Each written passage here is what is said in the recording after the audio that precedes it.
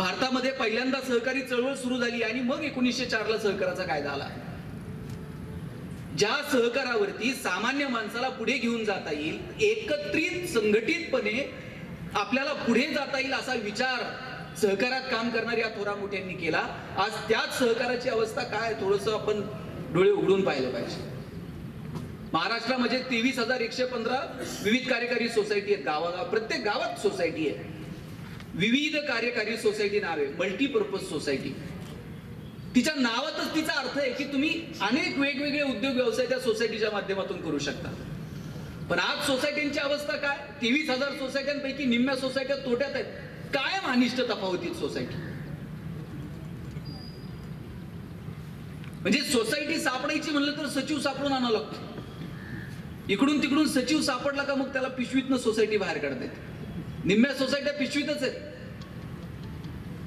म्हणजे जी ग्रामीण भारतात महाराष्ट्राची किंवा त्या खेड्यापाड्यातलं आर्थिक केंद्र म्हणून पाहणारी सोसायटी ही निवड राजकारणाचं केंद्र बनली. 2 संचालक परवा भांडत होते, काही कर म्हणला, मला ते जानेवारीमध्ये परत चेअरमन व्हावं लागतं म्हणला. म्हणलं मी आत्ता झालो आणि तुला लगेच जानेवारी. ते म्हणला फेब्रुवारीत परत तू. जानेवारीत काय म्हणलं, पोराचं लग्न आहे, पत्रिकेवर नाव टाकाय पुरतं तर चेअरमन व्हावं लागतं. आता याला जर पत्रिकेवर नाव टाकाय पुरतं जर सोसायटीचं चेअरमन व्हायचंय, काय ती सोसायटी गावाच्या कुठल्या विकासात योगदान देणार आहे. जिल्हा बँकेकडनं कर्ज घ्यायचं, खाली शेतकऱ्यांना वाटायचं, त्याच्यात याच्यात ती सोसायटी काय अनिष्ट तफावतीत आहे. का बरं ग्रामीण भागामध्ये सहकार आपण का रुजू शकलो नाही. सहकाराच्या जोरावरती काही उद्योग व्यवसायात आपल्या पोरांनी आलं पाहिजे हा विचार आपण आपल्या लेकरांना का देऊ शकलो नाही. साहेब, नगर जिल्ह्यामध्ये जर तुम्ही काष्टीला आलात तर काष्टीची एक विविध कार्यकारी सोसायटी, 250 कोटी रुपयाचा टर्नओव्हर आहे एका सोसायटीचा. मी अशी महाराष्ट्रातली अनेक चांगली उदाहरणं तुम्हाला सांगेल की सहकारामध्ये या सोसायट्यांनी खूप चांगलं काम केलं. सहकारी साखर कारखानदारी आली, सहकारी दूध संघ आले, खरेदी विक्री संघ आले, सहकारी सोसायट्या आल्या. या सहकाराच्या जोरावरती ग्रामीण भाग समृद्ध होईल का, हे या लोकांचं स्वप्न होतं. आज आपण तो विचार आपल्या येणाऱ्या पिढीपर्यंत बिंबवणार आहोत की नाही. तुम्ही परदेशात जर गेले तर कॉप शॉप नावाची संकल्पना आहे. कॉपरेटिव्ह शॉप आहेत मार्केटमध्ये. 100, 200, 500 लोकांनी एकत्र येऊन काहीतरी व्यवसाय केले. इस्रायल मध्ये जर तुम्ही गेलात तर 4-4, 5-5 हजार शेतकरी एकत्र शेती करतात. 5,000 लोक एकत्र येऊन शेती करतात. आपल्याकडे 2 भावांचं पटत नाही, बांधावून भांडण आहेत, 25 वर्ष कोर्टात चक्रा मारतात. कधी सहकार आमच्यात रुजणार आहे, कधी तो आमच्या नसा-नसात भिनणार आहे. सहकार म्हणजे फक्त इलेक्शन, ते मार्केट कमिटीला मतदानाचा अधिकार, जिल्हा बँकेला मतदानाचा अधिकार इथपर्यंत मर्यादित आपण ठेवला आणि त्याचे परिणाम येणाऱ्या पिढ्यांना भोगावे लागणार आहेत. आपल्या पोरांना आपण का सांगितलं नाही उद्योग व्यवसायात या. मगाशी अध्यक्ष साहेब बोलताना बोलले की वडिलांनी सहकाराची मूर्तपट केली पण पोरानं पुढे जाऊन 2 कारखाने सुरू केले. अरे, आपल्या बाप दाद्यानं आपल्याकडनं जी स्वप्न पाहिली ती पूर्ण करण्यासाठी आपण काहीतरी योगदान द्यावं. आणि मला वाटतं तुम्ही उद्योगात आलात, व्यवसायात आलात, शिक्षण संस्था पुढे घेऊन गेलात, तुमच्या वडिलांचे तसे संस्कार होते, वडिलांचा तो विचार होता म्हणून हे सगळं करू शकलात. आज आम्ही आमच्या पोराला किमान मोठी स्वप्न बघायला तरी सांगतो का. आमच्या डोक्यात एकच आहे, पोरगं कुठेतरी नोकरीला चिटकलं पाहिजे. याच्या पाया पड, त्याच्या पाया पड, याची चिठ्ठी आण, त्याच्या दारात जाऊन बघ, नोकरीला पोरगं लागलं पाहिजे. का आम्ही सांगितलं नाही आमच्या पोरांना उद्योगात या, व्यवसायात या, व्यापारात या. का आम्ही मोठी स्वप्न आमच्या पोरांना दाखवू शकलो नाही. पोरगं काही वेगळं करायला गेलं का बाप त्याला सांगते अंथरून पाहून पाय पसर.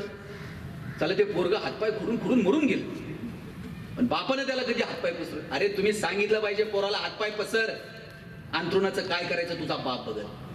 एवढी धमक आम्हाला आमच्या लेकरामध्ये निर्माण करता आली पाहिजे. आणि म्हणून ज्या शिक्षणाच्या जोरावरती ग्रामीण भारत समृद्ध व्हावा अशी स्वप्न या लोकांनी पाहिली, ते शिक्षण जर पोरांना उदरनिर्वाहाच्या पलीकडे जाऊन वेगळी भूमिका निर्माण करू शकणार नसेल तर आम्ही कुठल्या शिक्षणाच्या गप्पा मारतोय.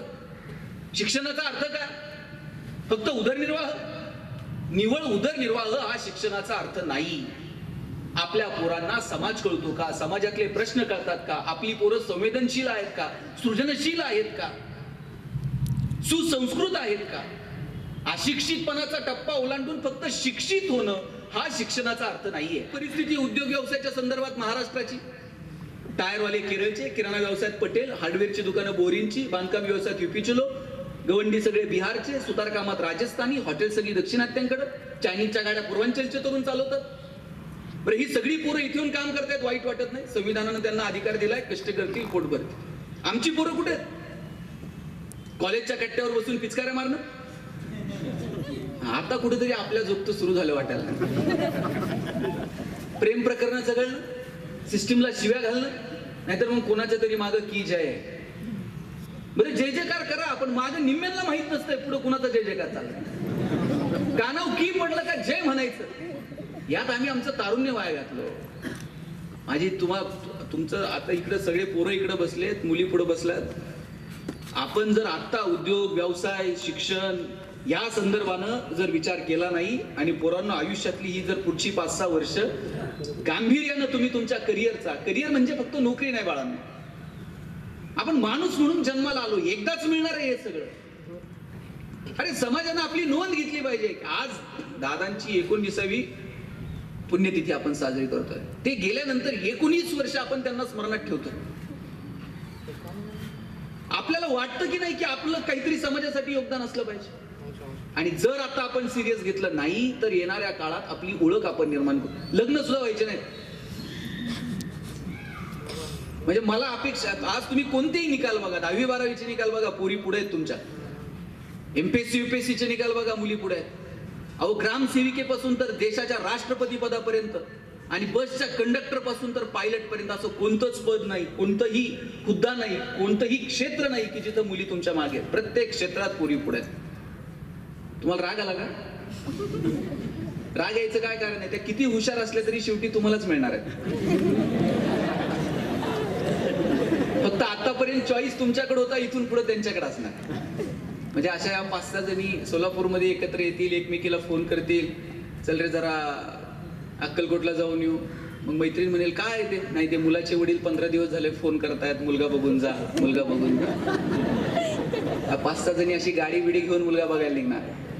तुमचा भाऊ कुठेतरी दारात रांगोळी काढत असणार, ती अशी पायावर पाय टाकून बसणार येऊन सोफ्यावरती. मग तुम्ही चहान पोहे घेऊन यायचे. याचं डोळ्यात डोळे घालून विचारणार, अरे स्वयंपाक जमतो का?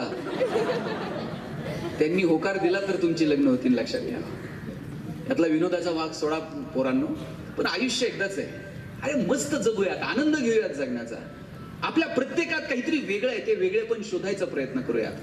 नोकरी म्हणजे आयुष्याचं सर्वस्व नाही. उदरनिर्वाह तर जनावरांचा सुद्धा होतो, आपण माणसं आहोत. आपल्याला भगवंतानं काय दिलंय ते शोधा. प्रत्येकात काहीतरी वेगळं आहे, ते वेगळे पण शोधायचा प्रयत्न करा. माझ्या ज्ञानाचा समाजाला उपयोग होतो का हे विचारा. डॉक्टर तर हजारो बाहेर पडतील हो, पण समाजाची नाडी कळेल असे डॉक्टर आपण किती निर्माण करू शकलो. लाखो इंजिनियर बाहेर पडतात, पण आम्ही किती समाज अभियंते निर्माण करू शकलो ते शोधावं लागेल. आपलं ज्ञान समाजाभिमुख आहे का? तुमच्या ज्ञानाचा समाजाला काही उपयोग होतो का? हा प्रश्न आपण स्वतःला विचारला पाहिजे. म्हणून पहिल्यांदा माझ्या सगळ्या पोरापोरींना सांगणं, नोकरीच्या पलीकडे जाऊ. मी म्हणत नाही नोकऱ्या करू नका, करा, पण निवळ नोकरी म्हणजे शिक्षण नाहीये. निवळ तुमच्या गुणपत्रिकेला आलेली गुणांची सूज म्हणजे गुणवत्ता नाहीये. आता तर 2 वर्ष परीक्षाच नाहीत. काय म्हणजे 2 पिढ्यांचं काय होणार आहे? आपण कसं मूल्यांकन करत आहोत? आणि मार्क किती पडलेत पोरांना? 99, 100. 100च्या पुढे आहेत का कोणाला? तुमचे मार्क आणि मी माझे मार्क बघितले ना तर मला वाटतं आपण पार दारिद्र्य रेषेच्या खाली. किती मार्क? त्या गुणपत्रिकेला आलेली गुणांची सूज म्हणजे गुणवत्ता नाहीये. शिक्षणाकडं कशा पद्धतीनं तुम्ही पाहाल ना ते आउटपुट तुमच्या हातात येणार आहे. म्हणून आज मी आपल्याला सांगेल की नोकरीच्या पलीकडे जाऊन शिक्षणाचा विचार करा. आमच्याकडे एक बाग आहे, त्या बागेमध्ये 1 क्लर्कची जागा भरायची आणि एका क्लर्कच्या जागेसाठी 1000 पोरांनी ऍप्लिकेशन केलं. आता जागा एकच आहे. आता एका पोराला अपॉइंटमेंट लेटर साईन करून मिळणार, त्याच वेळेस बागेतला शिपाई पळत आला. म्हणला काही करा पण याला नोकरी देऊ नका. म्हणले का? नाही म्हणे बागेतलं जे गोरीला माकड होतं ते मरून गेले. आता गोरीला नाही तर लोक येणार नाहीत, लोक आली नाही तर उत्पन्न नाही, उत्पन्न नाही तर पगार कशातनं करायचा, नोकरी देऊ नका. आमच्या पोरांवरती आम्ही हेच बिंबवलंय, काही कर पण नोकरी कर. त्या पोरानं त्या बागेतल्या मॅनेजरचे पाय पकडले. साहेब पडल ते काम करल, पण तोंडात आलेला घास असा काढू नका. बागेतला मॅनेजर म्हणला पाय सोड, तुला नोकरी देतो, पण माझी एक अट आहे. म्हणले का? तुला पगार क्लर्कचा मिळेल, फॅसिलिटीज क्लर्कच्या मिळतील, पण जोपर्यंत बागेत गोरीला येत नाही तोपर्यंत तुला काम मात्र गोरिलाचं करावं लागेल. पोरगा म्हणला पगार आहे ना, मग गोरिला तर गोरिला. रोज यायचा, गोरिलाचे कपडे घालायचा आणि पिंजऱ्यात जाऊन उभा राहायचा. लोक यायची, शेंगा बिंगा खायला घालायची. म्हणला मजा आहे, पगार पण चालू आहे, डेली अलाउन्स पण सुरू आहे. एक दिवशी तुमच्यासारख्या शाळेतल्या पोरापुरींची ट्रिप आली. कॉलेजच्या पोरापुरींकडे बघून हे जोर जोरात उड्या मारायला लागले आणि उड्या मारता मारता चुकून वाघाच्या पिंजऱ्यात जाऊन पडलं. आता वाघाच्या पिंजऱ्यात पडल्यावर म्हणला नोकरी गेली तरी चालेल, जीव वाचला पाहिजे. ते जोर जोरात ओरडायला लागलं, वाचवा. याच्या आवाजानं झोपलेला वाघ जागा झाला, चवताळून याच्या अंगावर धावून आला आणि हातावर हात ठेवून म्हणला ओरडू नको, नाही तर दोघांची नोकरी जाईल.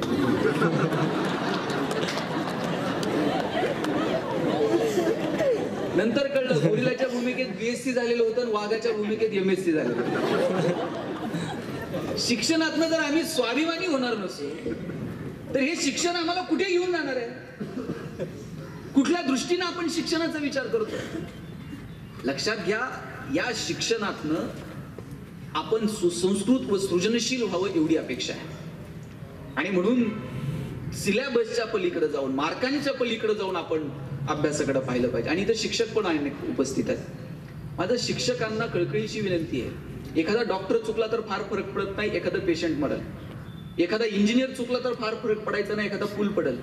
पण एक जर शिक्षक चुकला ना तर कितीतरी पिढ्या बर्बाद होतात. माझं शिक्षकां म्हणजे तुमचं इतकं योगदान आहे या समाजाच्या उभारणीमध्ये. तुमच्या हातात आहे ही पोरं कशी घडवायची.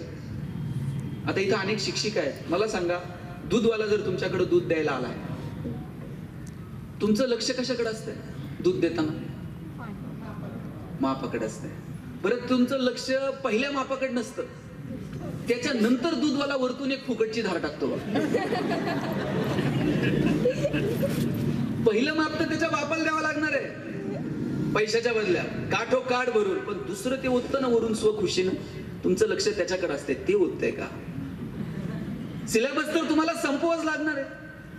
शासनाच्या परिपत्रकानुसार कामं तर तुम्हाला करावीच लागणार आहे. संस्थेनं सांगितलेले नियम निर्देश याच्यानुसार तुम्हाला काम करावंच लागणार आहे. पण या सगळ्याच्या पलीकडे जाऊन या लेकरांसाठी वरतून एक फुकटची धार तुम्ही ओतता का? मला वाटतं याच्याकडे आपलं लक्ष असलं पाहिजे. काय देतो आपण सिलेबसच्या पलीकडे? या लेकरांशी आपण कधी भावनिक नातं जोडतो का? कधी आपण या पोरापोरींच्या त्यांच्या आवडीनिवडींविषयी कधी त्यांच्याशी बोलतो का? आई वडिलांनंतर जर कोण असेल ना, किंबहुना त्याही पेक्षा या लेकरांच्या मनावरती एक वेगळी घडण निर्माण करणारा घटक जर कोण असेल तर तुम्ही आहात. आम्ही त्या स्वच्छता अभियानात काम करायचो, पोरांना सांगायचो स्वच्छता बाळगा, स्वच्छतेचे 6 संदेश पाठ करा, असं तसं. एक शिक्षिका होती, तिने मनापासून ठरवलं की आपली पोरं स्वच्छ असली पाहिजे. रोज ती पोरं शाळेत आली की त्यांना सांगायची स्वच्छ हात धुतलेत का. जेवणाच्या सुट्टीत जागोजागी जाऊन त्या शिक्षिका पाहायच्या, पोरांनो जेवणाच्या अगोदर तुम्ही स्वच्छ हात धुतलेत का. एक पोरगा हातच धुवायचा नाही. मग त्या शिक्षिका रोज त्या लेकराला बोलवायच्या, त्याला सांगायच्या की जेवणाच्या अगोदर नीट स्वच्छ हात धुतला पाहिजे, मग आपण आजारी पडत नाही. मग ते पोरगा हात धुवायला लागलं. पण झालं असं, ते पोरगा हात धुवायचं आणि येऊन त्या बाईंच्या पदराला हात पुसायचं. बाईंना वाटलं कुठून पस्तावा झाला आणि याला हात धुवायला शिकवलं. पण त्या हेडमास्तरांकडे गेल्या, मुख्याध्यापकांकडे गेल्या आणि म्हटल्या सगळी मुलं आता स्वच्छ हात धुवायला शिकलीत, पण एक वर्गातला मुलगा आहे तो हात धुतो पण ते माझ्या पदराला येऊन हात पुसतो. मुख्याध्यापक म्हटले ठीक आहे, पण किमान हात धुवायला लागलाय ना, आपण बघूयात काय करता येईल. मुख्याध्यापकांनी त्या मुलाच्या आईला एक दिवशी वर्गात शाळेत बोलवलं आणि तिला विचारलं की तुमचा मुलगा हात धुतो का हो घरी जेवायच्या अगोदर. त्याने एरवी कधी धुवायचा नाही, पण हल्ली नियमित हात धुतो. आणि पुसतो कुठं म्हणे. नाही म्हणे, काय बाहेर जाऊन हात धुतो आणि पळत पळत येऊन माझ्या पदराला हात पुसतो. त्यावेळेस त्या मुख्याध्यापकांनी त्या शिक्षिकेला सांगितलं, ताई तुम्ही नशिबवान आहात. ज्या वेळेस पोरगा घरी जातो त्यावेळेस त्याच्या आईमध्ये त्याच्या बाईंना बघतो आणि शाळेत आल्यानंतर त्याच्या बाईंमध्ये त्याच्या आईला बघतो. इतकं पवित्र काम कोणतं असू शकतो जगात? अहो, आजही आम्ही जर पुढेही रस्त्याने चालून आमच्या शिक्षिका शिक्षक जर भेटले तर पटकन पायाला हात जातो. हे काय एवढं भरभरून प्रेम समाजातल्या एका घटकावरती समाजानं केलंय, ते म्हणजे शिक्षक आहे. आणि म्हणून आपलं योगदान असलं पाहिजे या पोरांच्या जडणघडणीमध्ये. आपण शोधलं पाहिजे की या पोरांमध्ये नेमकं काय चांगलं आहे. ही गोरगरिबाची खेड्यापाड्यातली पोरं मोठी स्वप्न घेऊन या शाळांमध्ये येतात. त्यांच्या डोक्यामध्ये असतं की आपण काहीतरी मोठं व्हावं, पण कौतुकानं त्यांच्या पाठीवर थाप मारली पाहिजे. वेळ प्रसंगी या लेकरांच्या कानाला धरलं पाहिजे. कुठे चुकत असतील तर त्यांना समजून सांगितलं पाहिजे की 4 गरिबाची पोरं ज्यावेळेस आधी काय. शिक्षकाचं आयुष्याचं आउटपुट काय. रिटायर झालात आणि देवानं जर तुम्हाला विचारलं, बाई तुम्ही 58 वर्ष वय झालं, रिटायर झालात, काय कमवलं आयुष्यामध्ये, काय सांगणार आहोत आपण. एवढी ग्रॅज्युटी, एवढा फंड, एवढी पेन्शन, 2 पोरांची लग्न केली, पोराला टेम्पो घेऊन दिलाय. काय काय सांगायचं काय शिक्षकानं. शिक्षकानं हे सांगायचंच नसतं एवढी ग्रॅज्युटी, एवढा फंड, एवढी पेन्शन. शिक्षकानं सांगायचं, परवा ते विधानसभेत बोललेला पोरगा आहे ना आमदार, माझा विद्यार्थी आहे, वर्गात मॉनिटर होता, त्याच्यातलं नेतृत्व गुण ओळखलं, सांगितलं राजकारणात. परवा इंडियन आयडल झालेली पोरगी आहे ना, 15 ऑगस्टला सुंदर गाणं म्हणायची, सूर ओळखले आणि सांगितलं सुरांवर काम कर, पोरगी आज गायिका आहे. ते रणजित खेळलेला पोरगा आहे ना, वर्गात खडूनच स्टंप आखून क्रिकेट खेळायचा, मी मैदानावरती घेऊन गेलो, आज पोरगा रणजित खेळतोय. अशी 10 नावं शिक्षकाला आयुष्यात सांगता आली पाहिजेत की हे माझे विद्यार्थी आहेत. अशी 10 नावं जर शिक्षकाला सांगता आली ना आपल्या आयुष्यातली, आपलं शिक्षक असणं सार्थ ठरलं. म्हणून या लेकरांच्या जडणघडणीसाठी आज योगदान द्यावं लागेल. दादांनी स्वप्न पाहिलं असेल मी शिक्षण संस्था सुरू करेल. अरे ठीक आहे, संस्था सुरू झाली, परंतु आता तिला पुढे घेऊन जाणं, त्या लोकांची स्वप्न पूर्ण करणं, हे मात्र तुमचं माझं नैतिक कर्तव्य आहे. ते पूर्ण करण्यासाठी आम्ही काय करणार आहोत शोधा. या प्रत्येक पोरात काहीतरी वेगळं आहे. पोरांनो मला सांगा, सचिन तेंडुलकर सारखा षटकार ऐश्वर्या रायला मारता येईल का. ऐश्वर्या राय सारखा ठुमका लता मंगेशकरांना देता येईल का. लता मंगेशकरांसारखं गाणं अशोक सराफला म्हणता येईल का. तुम्ही मला म्हणले ना भाषण कर, मी अजूनही 2 तास बोले. पण तुम्ही जर मला म्हटले एवढं लांबून आलाय नगरवरून, जाता जाता सोलापुरात एखादी कुस्ती करून जा, आपल्याच्यानं जमणार नाही. जगात प्रत्येकात काहीतरी वेगळं, ते वेगळे पण फक्त आपल्याला ओळखता आलं पाहिजे. ज्या दिवशी या पोरांमधलं वेगळे पण तुम्हाला ओळखता येईल ना, त्या दिवशी त्यांचं जगणं सुंदर होऊन जाईल. तुम्हाला मी गंमत सांगतो, मी पुण्यात शिकायला गेलो, कॉलेजला MBA ला गेल्यानंतर आमच्या सरांनी मला विचारलं, गणेश तुला MBA कशात करायचं. म्हटलं ह्युमन रिसोर्स मॅनेजमेंट. प्रत्येकाला विचारायचे कोण MBA कशात करणार. आमच्या वर्गात एक बोबडं बोलणारं पोरगं होतं, त्याला विचारलं तू MBA कशात करणार. म्हटलं मार्केटिंग. त्याला र बोलता यायचं नाही. सर म्हणले तुला र बोलता येईना, तू मार्केटिंग मध्ये काय MBA करणार. तुझं बॅकग्राऊंड कॉमर्स आहे, फायनान्स मध्ये MBA कर. पोरगं दमदार होतं, वर्गात उठून उभं राहिलं, म्हणला सल कलनार तर मार्केटिंग मध्ये MBA कलनार नाही तर शिकणार नाही. सर म्हणले तुला काय करायचंय ते कर. आपण एक परीक्षा घेऊयात की कुणामध्ये मार्केटिंगचं इनबॉर्न टॅलेंट आहे, आपण शोधूया. म्हटलं ठीक आहे. आम्हाला 100 रामायणाच्या प्रती दिल्या आणि सांगितल्या बाजारात जाऊन विकून यायची.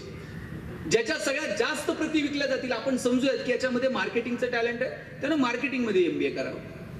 आता आम्ही वर्गात बोलणारी पोरं, मार्क मिळवणारी पोरं, आम्हाला वाटलं 100 प्रती तर अशा विकून येईल. 8 दिवस मार्केटमध्ये फिरलो, 9व्या दिवशी वर्गात आलो. सरांनी विचारलं गणेश 100 पैकी किती प्रती विकल्या. म्हणलं 4. राहुल 8, संतोष 10. मार्क मिळवणारी पोरं पण 20 पेक्षा जास्त प्रती कुणाच्याच गेल्या नव्हत्या. ते बोबडं बोलणारं पोरगं मागच्या बाकावर बसायचं. त्याला विचारलं तुझ्या किती गेल्या रे. म्हणला 100च्या 100 प्रती विकून आलो. सर म्हणले केलं काय. मार्केटिंगची कोणती स्ट्रॅटेजी, कोणतं रेफरन्स. म्हणला काहीच नाही, लोकांच्या दालात जायचो, बेल दाबायचो, लोक बाहेर यायची, लोक बाहेर आली की समोर लामायण ठेवायचो आणि सांगायचो हे लामायण इकत घेता का वाचून दाखवू. लोक म्हणायचे वाचून नको दाखवू, तुझं रामायण विकत घे. आता बोबडं बोलणं विकनेस आहे का स्ट्रेंथ आहे. विकनेस होता, पण दाबून ठेवला असता तर स्ट्रेंथ ठरला असता का. निश्चित ठरला नसता. आपल्या प्रत्येक पोरामध्ये काहीतरी वेगळं आहे, फक्त ते वेगळे पण आपल्याला ओळखता आलं पाहिजे. या लेकरांना भरभरून वेळ द्या. आईबाप म्हणून आपलं पहिलं कर्तव्य काय. फी भरली, पोराला ऍडमिशन घेऊन दिलं, इथं आईबाप म्हणून आपलं कर्तव्य संपत नाही. तर म्हणजे काय. मगाशी कुणीतरी म्हटलं की दादांनी एकही ग्रंथाचं पान उचकलं नाही. मी म्हणतो की तुम्ही ग्रंथाचं एकही पान उचकू नका, पण जगण्याला अपेक्षित असणारी तत्व एक प्रांजळ आयुष्य जगता यावं याच्यासाठी अपेक्षित असणारी मूल्य आपण आपल्या पोरांना रुजवण्यासाठी काय योगदान दिलं? अहो, आपण आपल्या पोराला एखादं पुस्तक कधी भेट देऊ शकलो नाही. वाच शिवाजी महाराजांनी काय केलं, वाच संभाजीराजे काय जगले. अहो, त्या पोराला काडीचं कळत नाही, बाप त्याला वाढदिवसाला बंदूक घेऊन जातो. त्याच बंदुकीनं पोरग बापाला मारल्याचं नाटक करतं, बाप मेल्याचं नाटक करतो. बरं, हे सगळं बघून आईला हसायला येतं. कुठे घेऊन चाललोय आपण या सगळ्याला?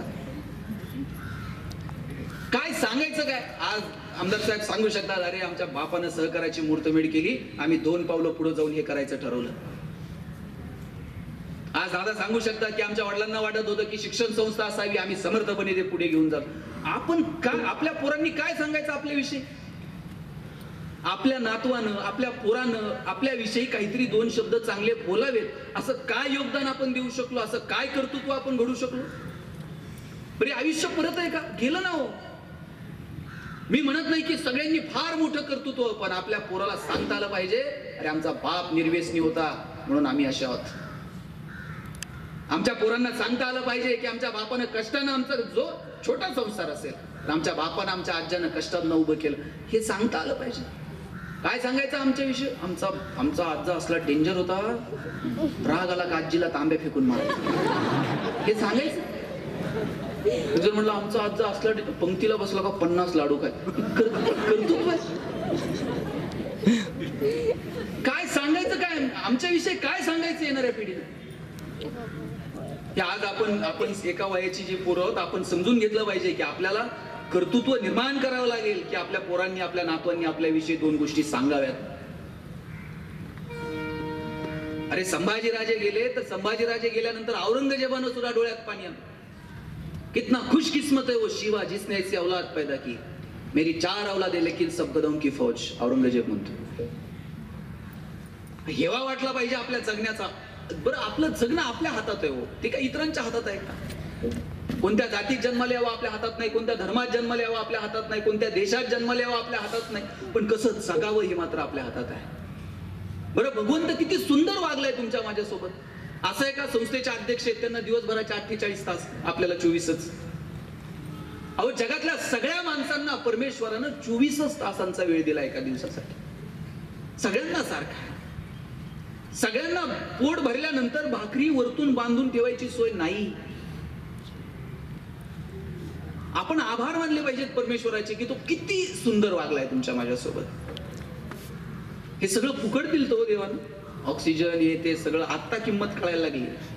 सिलेंडरसाठी जेव्हा फोन करावे लागले ना, साहेब काही करा, बेड मिळून द्या, ऑक्सिजन मिळून द्या, रेमडेसिवीर मिळून द्या, जगण्याच्या श्वासाश्वासाची किंमत आत्ता कळायला लागली. आतापर्यंत सगळं छान छान चाललं. देवानं थोडासा ब्रेक मारला ना, देवानं म्हणा किंवा निसर्गानं म्हणा, जेव्हा असा ब्रेक मारायला सुरुवात केली, थांब जरा, माणूस खूप क्षुद्र आहे निसर्गामध्ये. आणि आज नाही साहेब, इतिहास आहे, कितीतरी वेळा निसर्गानं दाखवून दिले माणसाला त्याची किंमत. अरे थांब जरा, दमानं घे. निसर्गाला कवेत घेण्याचा प्रयत्न तू करू नकोस. इतर साऱ्या प्राण्यांसारखाच तूही एक आहेस. पण आपण निसर्गावरती सुद्धा हुकूमत गाजवायचा प्रयत्न करायला लागलो आणि निसर्गाला सांगावं लागलं, बाबा थांब, तोंड सुद्धा दाखवू नको, मास्क लाव. इथपर्यंत आणून ठेवलं निसर्गाने. नेपोलियन युरोपवरती चालून गेला, जाताना 3 लाख सैन्य घेऊन गेला, शस्त्रांच्या जोरावरती युरोप काबीज केलं, हुकूमत गाजवत होता युरोपवरती, आणि तिथे पिवळ्या तापाची साथ आली. अहो, मोजकं सैन्य घेऊन त्याला परत परतावं लागलं. शस्त्रांच्या जोरावरती युरोप जिंकलं, पण पिवळ्या तापाच्या साथी समोर सैन्य टिकाव धरू शकलं नाही, त्याला परत परतावं लागलं मोजकं सैन्य घेऊन. शस्त्रांच्या जोरावरती हुकूमत गाजवता येणार नाही, निसर्गानं दाखवून दिलं नेपोलियनला. चीनमध्ये मिंग राजवट होती, तिथेही अशीच साथ आली. टोळ्यांनी आक्रमण केलं, तिथली मिंग राजवट उद्ध्वस्त करून टाकली. युरोपमध्ये जनावरांचा प्लेग आला, जनावरं मरून गेली. जनावरांवरती आधारित असणारी शेती, उद्योग, व्यवसाय, व्यापार धुळीस मिळाला. वारंवार निसर्गानं दाखवून दिलं, पण आम्हाला अजून कळालं नाही. एक तरी झाड लाव बाबा, ते वाढव बाबा, हे पोरांच्या कानाला धरून समजावून सांगण्याची ही वेळ आहे. आजोबा, मला तुम्ही सांगा, तुमचं लहानपण आठवा. तुमचं तर लहानपण सोडा, मी माझ्या लहानपणी जर गावाकडे गेलो ना, गावात अशी नदी वाहीची, तिथं झऱ्यावरती गुडघे टेकून मी स्वतः पाणी पिलेलं मला आठवतंय. झऱ्याला पाणी आम्ही प्यायचो. आज पॅक बॉटल मधलं पाणी प्यायचं तर 10 वेळा विचार करते, हे नीट आहे का, चांगलं आहे का, कुठे घेऊन गेलो आपण निसर्गाला. आंब्याच्या सीझन मध्ये गावात जा, सगळ्या गावात आंबे होते, कोणाच्याही आडीवर जाणं आंबे खा. बोराच्या सीझन मध्ये गावात जा, 2-4 पोरांची डोकी फुटली असायची, हे दगड मारतंय, डोक्यात पडतंय. बोराच्या सीझन मध्ये सगळीकडे बोर. जांभळाच्या सीझन मध्ये जा, 2-3 पोरांचे तरी हात मोडलेले असायचे, वर जाते खाली पडतंय. सगळं कसं व्यवस्थित होतं, पण आम्ही निसर्गाकडे दुर्लक्ष केलं. सकस आहार उरला नाही, आरोग्य उरलं नाही. तुमच्याकडे इन्फ्रास्ट्रक्चर आहे, तुमच्याकडे पैसे आहेत, पण आरोग्य नाही, त्याचा काय उपयोग आहे? 10 साखर कारखान्याचे शेअर्स आहेत तुमच्याकडे, डॉक्टरनं सांगितलंय चमचाभर पण खाऊ नको. 10 लाखाची गाडी बनवून घेतलीये, डॉक्टरनं सांगितलंय मनक्यात गॅप आहे, चटेवर झोपत चाला. What is the sustainable development? कशाला म्हणायचं शाश्वत विकास? आमच्याकडे आरोग्य असलं पाहिजे, आमच्याकडे सुख असलं पाहिजे, आमच्याकडे समाधान असलं पाहिजे, आम्ही आनंदानं जगलो पाहिजे, आनंदानं आम्ही वावरलो पाहिजे. पण या सगळ्या परिस्थितीच्या मुळाशी काय माहितीये? भीती आहे. या सगळ्या परिस्थितीच्या मुळाशी काय ना? अहंकार आहे. या सगळ्या परिस्थितीच्या मुळाशी काय? अज्ञान आहे. मग ती व्यक्तिगत पातळीवरती असेल, सामूहिक पातळीवरती असेल, अगदी गावाच्या पातळीवर असेल, नाहीतर आंतरराष्ट्रीय राजकारणाच्या पातळीवरती असेल. भीतीच्या पोटी माणूस प्रत्येकावरती विजय मिळवायचा प्रयत्न करायला लागला आणि त्यातून हे सगळं घडायला लागलं. शेवटचे काही मिनिट घेईल. मला सांगा, कंस मारत सुटला. देवकीच्या पोटी जी मुलं जन्माला आली त्यांना मारत सुटला. काय होतं त्याच्या मुळाशी? त्याला इतकंच माहित होतं की हिच्या पोटी जन्माला येणारा कोणतरी आहे आणि तो मला मारणार आहे. त्या प्रत्येक पापाच्या खाली भीती होती. त्या भीतीतून, त्या अज्ञानातून तो पाप करत गेला आणि त्याचे परिणाम भविष्यात त्याला भोगावे लागले. ही भीती कधी संपते माहितीये? ही भीती संपते जेव्हा अज्ञान संपतं. जिथे ज्ञान सुरू होतं तिथे ही भीती संपते. ती भीती आपल्याला घालवावी लागेल. एक माणूस होता, त्यानं एका पोराला सांगितलं, इथून मडकं उचलायचं, पाणी न सांडवता, मडकं फुटू न देता त्या खोलीत नेऊन ठेवायचं आणि 10 मडकी नीट ठेवायची. जर काही एक जरी मडकं फुटलं तर बघ म्हटलं. पोरगा आपलं घाबरत एक मडकं घेऊन गेलं, दुसरं मडकं घेऊन चाललं. त्यानं त्याला परत बोलून घेतलं आणि 2 कानाखाली लावलं. तो लावू, मडकं फुटलं नाही, पाणी सांडलं नाही, तरी का मारलं? आणि म्हणलं, मग फुटल्यावर मारून उपयोग आहे का? आधीच मारून घेतो. फुटल्यावर काय मारून उपयोग आहे? यातलं मतितार्थ लक्षात घ्या. फुटल्यावर मारून काय उपयोग आहे? म्हणजे मनात जी भीती आहे ना, त्या भीतीतनं माणूस हे पाप करत चालतो. ही भीती संपली पाहिजे. ज्या दिवशी ही भीती संपेल ना, अरे आपण क्षणभंगूर आहोत, आपण सगळेजण जायला आलेलो आहोत. एक मला असा माणूस दाखवा की जो परमनंट आहे, नाही तो इथेच थांबणार आहे. एक क्षणाचाही भरोसा नाही हो. आता आपण आहोत, उद्या असू की नाही आपल्याला माहित नाही. रोज भगवंताचे आभार मानले पाहिजेत रात्री झोपताना, की बाबा तू आम्हाला आजचा दिवस दाखवला, उद्या पण आमचे डोळे असेच उघडू दे म्हणून. जेवताना रोज आभार मानले पाहिजेत. ज्यानं पिकवलं त्याचे आभार माना, जिनं तयार केलं घरात तिचे आभार माना, आणि या सगळ्याच्या पलीकडे जाऊन ज्यानं भूक दिली त्याचे पण आभार माना. बऱ्याच जणांकडे बनवणारे आहेत, वाढणारे आहेत, पण भूक लागत नाही. ज्यानं भूक दिली त्याचे आभार माना. कष्ट करणाऱ्या, घाम गाळणाऱ्या शेतकऱ्याचे आभार माना. त्यानं पिकवलं, घाम गाळला म्हणून तुमच्या माझ्या ताटात येऊ शकलं, त्याच्या उपकाराची जाणीव ठेवा. या पोरांना समाज का कळाला पाहिजे ना, याच्यासाठी कळाला पाहिजे. कितीतरी देशांमध्ये जर तुम्ही जेवायला गेलात ना, आपल्याला असं वाटतं की बिल भरलं म्हणजे आपण त्याचे मालक झालो. ताटात जर उष्ट ठेवलं तर हॉटेलचे मालक दंड द्यायला सांगतात. अहो आम्ही तर पैसे पे केले. नाही, दंड भरावा लागेल. तुम्ही पैसे या अन्नाचे जरी तुम्ही भरलेले असले तरी सुद्धा याच्यासाठी आमच्या देशाचे रिसोर्सेस आम्ही खर्च केलेत. आमच्या लोकांनी घाम गाळलाय. या कष्टाची किंमत लेकरांना असायला हवी. म्हणून या पोरांना समाज सांगा, म्हणून या पोरांना देश सांगा. Nation first. राष्ट्राची सेवा करणं म्हणजे काय? सगळ्यांनीच सीमेवरती जाऊन लढणं म्हणजे राष्ट्राची सेवा नाही. रस्त्यावरती थुंकू नये हे जरी कळालं ना तरी त्या राष्ट्राची सेवा झाली. गाडी चालवताना सिग्नल मोडू नये हे जरी कळलं ना तरी आपण देश सेवा करत आहोत. या साध्या साध्या गोष्टींमधली मूल्य, या साध्या साध्या गोष्टींमधली देश सेवा आपल्याला आपल्या लेकरांना सांगता येईल का, याचा विचार करा. नवीन टेक्नॉलॉजी स्वीकारा, नवीन तंत्रज्ञान स्वीकारा, पण त्या तंत्रज्ञानाचा वापर किती करायचा, कुठे करायचा, याची गणितं पालक म्हणून तुमच्या माझ्या मनात असली पाहिजे. आता तर काय ऑनलाईन आहे म्हणून मोबाईल द्यायचाच आहे पोरांच्या हातात. द्या, पोरं टेक्नोसेवी असली पाहिजे, त्यांना मोबाईल पण कळायला पाहिजे. पण किती? ऑनलाईन क्लास संपल्यानंतर पोरगं मोबाईलवर काय करतं हे विचारायला वडिलांना वेळ नाही. अहो 2-2, 3-3 वर्षाच्या पोरांच्या हातात तुम्ही मोबाईल दिला आणि बाप इकडं कौतुकानं सांगताय चौकात, मला कळत नाही तेवढं त्याला कळतंय. त्याला अजून काय काय कळतंय हेच आपल्याला कळत. मला सांगा, माता भगिनी इथं आहेत, पोरग जर रडायला लागला, आजी तुम्ही काय करत होतात? पोराला जवळ घ्यायचं आणि जवळ घेतल्याबरोबर पोरग रडणं थांबवत होतं. आईनं नुसतं पोरग असं छातीला लावू द्यावं. आईच्या गर्भात असताना त्या लेकरानं पहिल्यांदा कानावर काय ऐकलंय? आईच्या हृदयाचे ठोके ऐकले. जवळ घेतल्याबरोबर त्याला कळतं माझी आई आहे आणि पोरग रडणं थांबवत होतं. आता पोरग रडायला लागल्यावर तुम्ही काय करता? पर्स मधनं आई मोबाईल काढते, पोराच्या हातात देते आणि पोरग आईच्या पुढचं आहे. आता मोबाईल हातात आल्याबरोबर ते रडणं थांबवत. आईच्या स्पर्शाची जागा जर मोबाईलच्या स्पर्शानं घेतली असेल तर तो कुणाचा पराजय? तो विज्ञान तंत्रज्ञानाचा विजय आहे का मातृत्वाचा पराजय आहे हे शोधण्याची ही वेळ आहे. मी म्हणत नाही मोबाईल वापरू नका. मोबाईल एक खूप चांगलं हातात आपल्या एकदम एक चांगलं इक्विपमेंट तुमच्या माझ्या हातात आहे. विदिन अ सेकंद तुम्ही जगापर्यंत पोहोचता. पण त्याचा किती वापर करायचा? कोणत्या 2-2, 4-4 मोबाईल पोरांच्या हातात आले पण आमचं बोलणं सुधारलं नाही. रस्ते सिमेंट कॉन्क्रीटचे झाले पण आमचं चालणं सुधारलं नाही. आजही तुम्ही संध्याकाळी 7 नंतर निम्म्यांना नीट चालता येत नाही. रस्ता सिमेंटचा असू नाही तर कसंही असो, त्याला चालताच येत नाही 7 नंतर. काय उपयोग आहे रस्ते सुधारून? आमचं चालणं पण सुधारलं पाहिजे. आम्हाला जगाला काय द्यायचंय ना ते ठरवा. तुमच्या मुलाबाळांना वेळ द्या. पोरांनो, जाताना इतकंच सांगेल, आज दादांना यांना अभिमान वाटतो की आमच्या वडिलांनी हे कर्तृत्व केलं. तुमच्या आई वडिलांना तुमचा अभिमान वाटला पाहिजे.